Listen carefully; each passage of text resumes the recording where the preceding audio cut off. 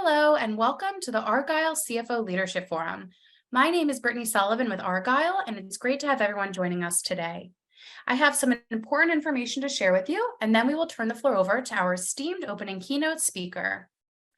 First, we would like to take a moment to thank today's sponsors, Vertex and Bill. Our sponsors are committed to providing you with valuable content and a great overall experience. At any time during today's event, you can visit their virtual booths from the main agenda page, which includes complimentary materials, information, and meet and greet opportunities. We also welcome you to stay socially connected during today's event. For those of you who are active on social media, please use the hashtag Argyle Digital and follow us at Argyle Exec Forum. Also be sure to follow Argyle on LinkedIn for special announcements. Finally, and most importantly, we would love to hear from you. So during each session, we encourage you to submit your questions and comments in the Q&A box on your screen.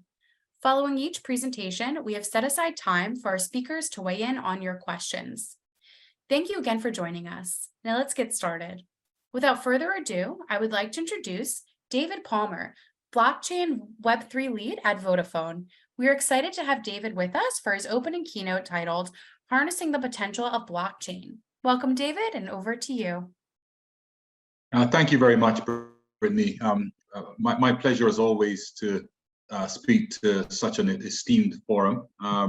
In this conversation that we're going to have about harnessing the potential of blockchain, I think there's a lot has changed over the past years. But I wanted to maybe take a step back with you and look at this world of change that we're in. In terms of population, we're looking by 2024 at having 8.1 billion people, and that's expected to increase our population growth to a total of 8.5 billion people by 2030. In terms of mobile phones, I'm from a telecoms operator, Vodafone, but 7.4 billion people, so 90% penetration of the, or over 90% penetration of the population with mobile phones, which is a massive success. But that's expected only to increase as we go to 2030. There's also talk about connectivity merging in with other devices. So are you going to have metaverse headsets that have connectivity built in? Are you going to have devices with connectivity built in? But I think in terms of connected devices or connected mobile phones, in whatever form they're in, expected to increase dramatically. Another success story, changing business, Internet of Things devices, connected cars, drones, sensors, cabinets, 17 billion, roughly 17 billion now, and we're expecting anything from 30 to 40, 50 billion by 2030. These devices providing data that are feeding into business models, supply chains, logistics, manufacturing, you name it, the IoT devices are connecting and providing that data, which is automating and providing important information into our processes. Something that surprised me was digital wallets. So by 2024, we're expecting to have 4 billion digital wallets, so over 50% penetration.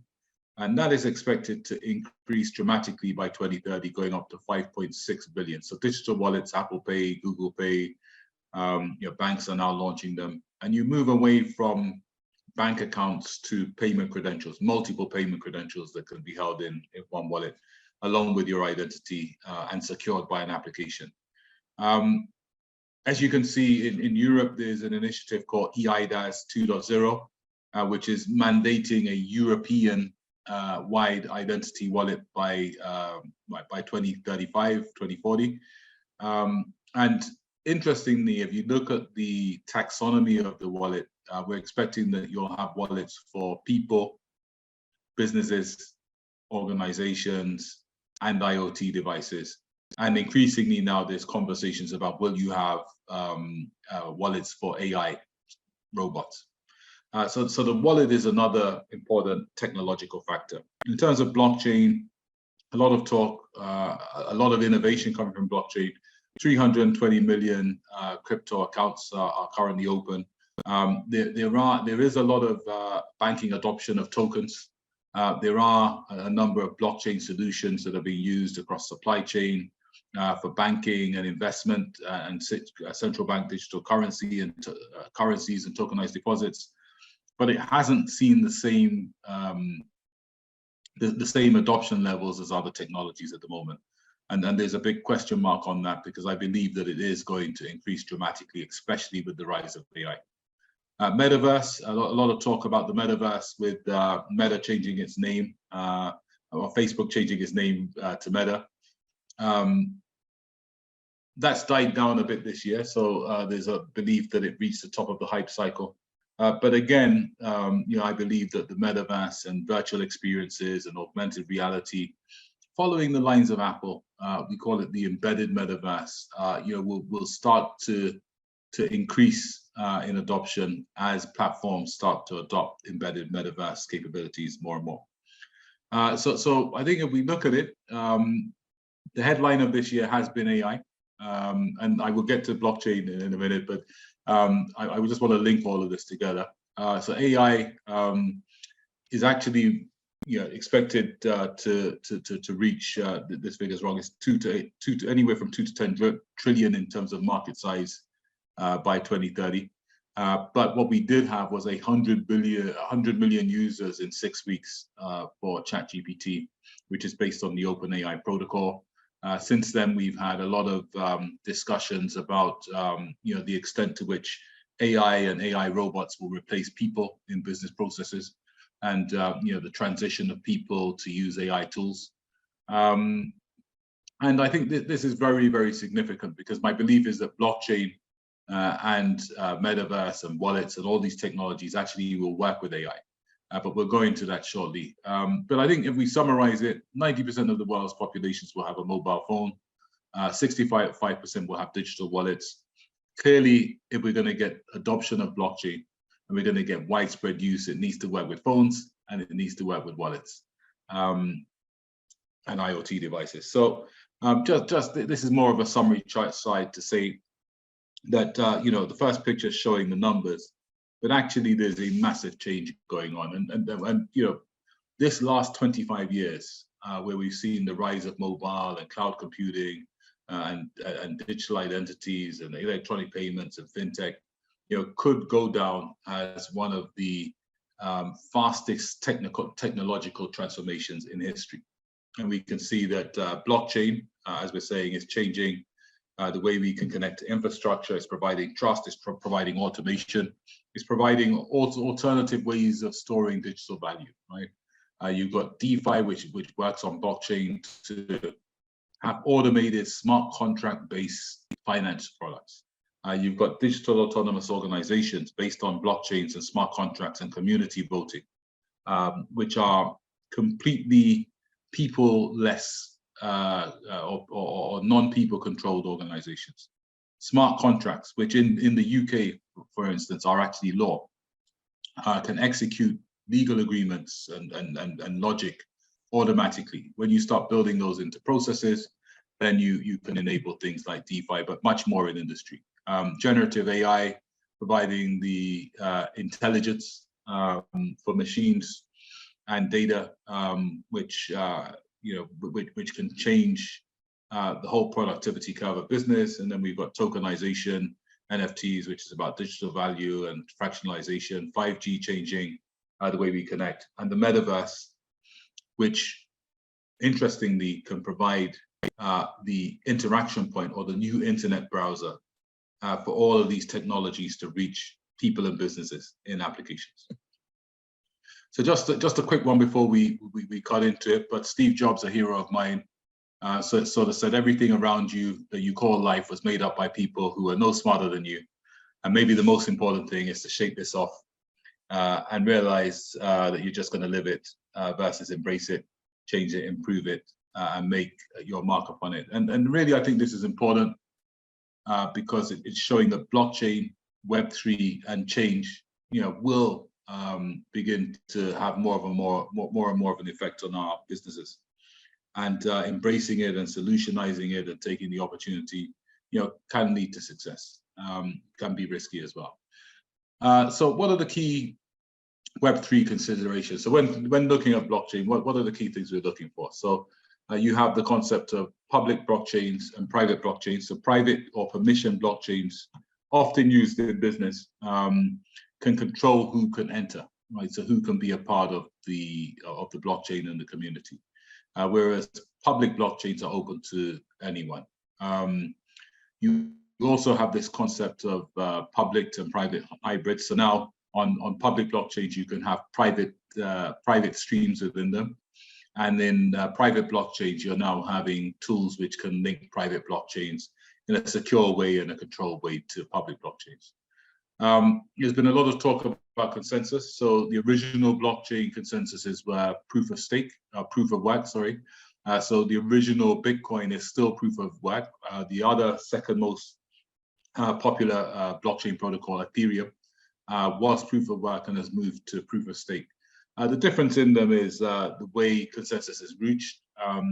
Proof of stake providing using less energy, whereas proof of work, is more secure, you can argue, but uses more energy. So there's been a lot of debate in business about the energy used by blockchain consensus protocols, and this has been negative. But the move to proof of stake is actually getting some protocols to a position where they're net carbon positive. Another barrier coming from corporate myself to blockchain is transaction fees. So where you use a public blockchain, in order to execute a smart contract or a transaction, you have to pay what's called a gas fee. And because this is linked to the value of the currency of the blockchain, then it makes it very difficult to fix your costs for transactions on public blockchains. And this has, as you can imagine, been a very big deterrent to business adoption, hence why private blockchains have been used. You have this also some considerations of layer 1, layer 2. So layer 1 is what you call a core blockchain protocol, where you have the consensus and the consensus algorithms running and the transactions. Layer 2s have come up to speed up blockchain finality and speed up blockchain speeds, what we call total transactions per second. And you've seen a lot of solutions come up, which we call layer 2s, which provide off-chain processing and roll-ups and aggregations to speed that up. One of the other considerations with blockchain is how do we comply with privacy? And again, a lot of blockchains have had what we call full broadcast protocols. So what that means is every block in the chain gets a complete copy of the chain. And that obviously has a privacy issue, because you can go through that and find out if you've got the right wallet addresses, who's doing what. There are some enterprise versions which, like Arch Recorder and to an extent Hyperledger Fabric, which have channel broadcast, which means you can fix who can see what. And even Ethereum's moving to that, but that has been a barrier to use. And then another barrier is sort of, where does blockchain add value versus existing systems? Yeah, should you use blockchain as a service? And looking at that first slide, if you're looking at 5.6 billion wallets by 2030, how do you incorporate wallets? How do you incorporate accounts? How does blockchain link with ERP? There's a lot of how do I navigate the regulations? So there's a lot of considerations. In terms of what's been happening in the blockchain scene and what's happening in 2023, we've seen two different pictures. So 2021 was the absolute pinnacle of blockchain in terms of value and investments and liquidity and flows. And we saw 240 billion in the first 6 months locked in decentralized finance protocols.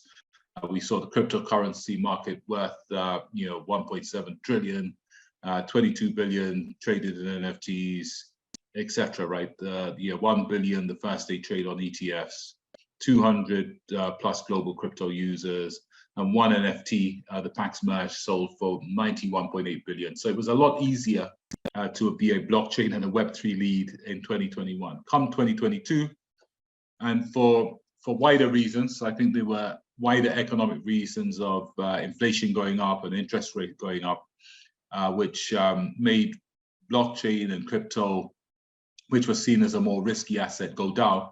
but there were also intrinsic reasons. So, what we saw in 2022 was Bitcoin and other leading cryptocurrencies dropped 70%. I think it may even be lower than that now. So if you look at 2021 to now, you've probably seen a 75% drop in the value from that 2021 peak. You're seeing, a big drop in the price of metaverse tokens. Less than 50% locked in DeFi protocols than there was in 2021. Daily trading in the NFT marketplaces like OpenSea were down 99%. But there were some positives. So some of the positives that we saw was the Ethereum merge, moving from proof of work to proof of stake. And we've seen a massive increase in digital currencies, which is even more than 105 million now. A lot of investment in the metaverse in 22. I don't think that's continued till now. And yeah, we're starting to see some cryptocurrencies, start to stabilize. But it's not, but we also, towards the end of last year, had the FTX collapse, Silvergate and SVB, which further damaged the crypto brand. So part of the question is, how will blockchain move forwards? Is it going to continue as a cryptocurrency enabler? Is it something that banks and enterprises will use? Pretty important. Now what I can talk about is what we do. So in Vodafone, we're known for SIM cards. So I think we've got over 400 mobile phone connections globally. We've got 22 operating companies, 28 partner markets. We pretty much can connect a thing or a person with a phone anywhere in the world. And we also have 160 million IoT devices connected. And what we've been looking at is to say, okay, we're going to have corporate adoption of blockchain. Then you need to think about how you link 8 billion smartphones and how you link billions of IoT devices to the chain. So we've made some developments on our side, which is to use what we call a hardware secure module in the SIM card, so that we can use an applet to generate digital signatures. With that, we can run wallet applications which are secured by the cryptography in the SIM card. And we've manipulated our cryptography so that we can actually allow the SIM card to bridge directly to various chains, public and private. So we have a private blockchain, a permission blockchain linked to our solution DAB and Vodafone, where the SIM card will link securely and automatically, and it will enable any device with that SIM card to automatically sign on that chain, which means that in simple terms, a person with a smartphone or a device with a smartphone, a smart car, can actually sign on chain, right? It can sign transactions on chain, it can authenticate on chain. And we've also built bridges to some of the leading public blockchains as well. And I think the aim of this is to connect SIMs and the cellular world to the blockchain world, so that we can enable our business customers to start using the trust that blockchain provides, the interoperability that blockchains provides the peer-to-peer capabilities that blockchain provides, and the wallet address functionality that blockchains provide for business. And this is sort of what we've done. We believe that with this, we're actually creating what we call a new layer 1 and layer 2 network. So in layer 1, essentially what we're doing is, if you think of layer 1 as infrastructure, we're combining via the SIM card blockchains as infrastructure with telecommunications as infrastructure.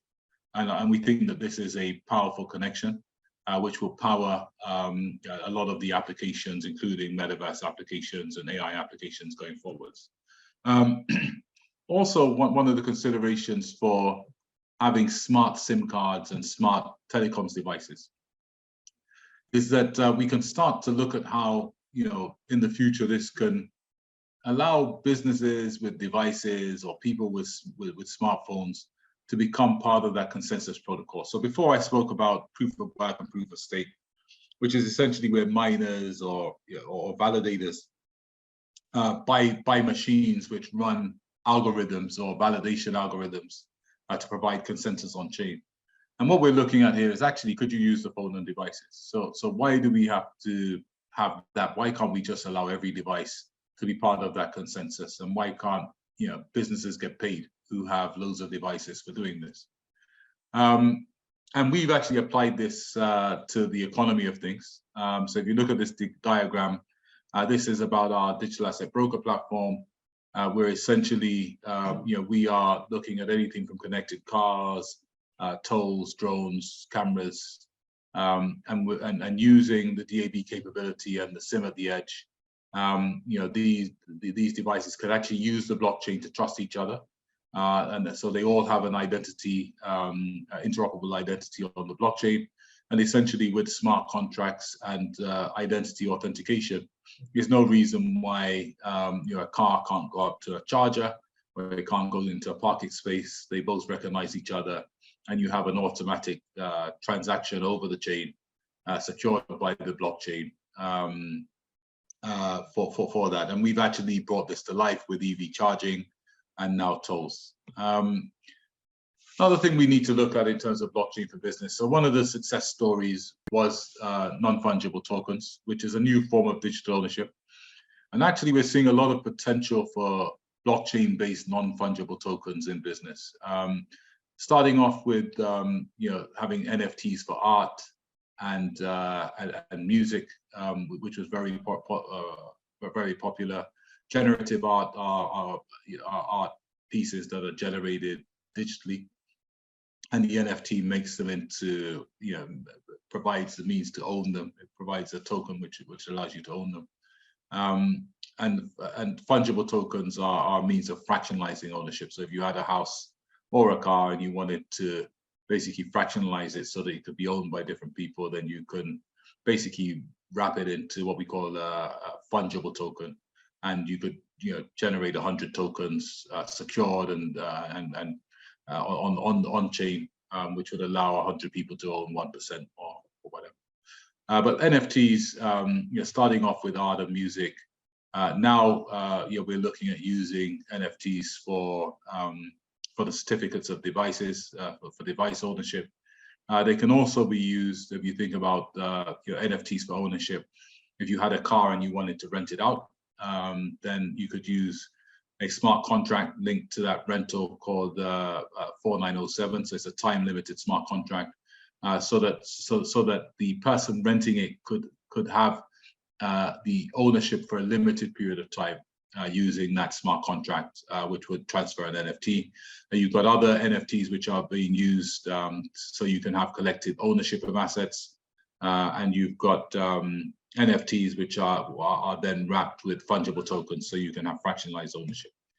One of the key things for businesses, and this is something that we did with the European Union, was about wallets. And again, just looking at digital identity and the world of payments and wallets.